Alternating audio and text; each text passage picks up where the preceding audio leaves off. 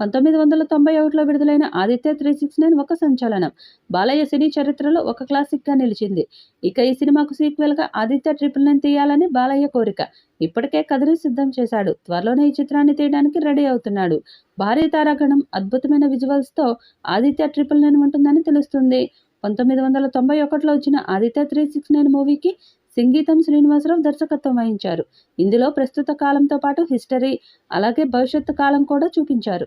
ఈ సినిమాలో బాలయ్య, శ్రీకృష్ణదేవరాయలు పాత్రలో నటించడం అప్పట్లో సంచలనం కలిగించింది. ఈసారి ఆదిత్య 999లో మరొక హిస్టరీ నేపథ్యం చూపిస్తారని సమాచారం. బాలయ్య తన డైరెక్షన్లో ఇక విజువల్ వండర్ క్రియేట్ చేయడానికి రెడీ అయ్యాడు. 2026లో ఈ సీక్వెల్ గ్రాండ్గా స్టార్ట్ చేస్తారని సమాచారం.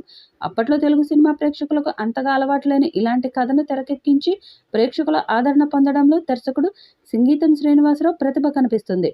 జంధ్యాల మాటలు, వేటూరి పాటలు, ఇళయరాజా సంగీతం, శ్రీరామ్ స్వామిల ఫోటోగ్రఫీ ఈ చిత్ర విజయానికి బాగా దోహదం చేశాయి. అలాగే ఇప్పుడు కూడా స్టార్ సాంకేతిక నిపుణులతో అద్భుతంగా తీయాలని బాలయ్య ఫిక్స్ అయ్యాడు. మరి ఈ చిత్రం ఎలాంటి రికార్డ్స్ క్రియేట్ చేస్తుందో చూడాలి.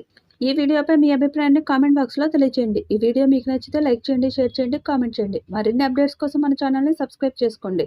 అలాగే పక్కనే ఉన్న గంట సింబల్ని గట్టిగా కొట్టండి.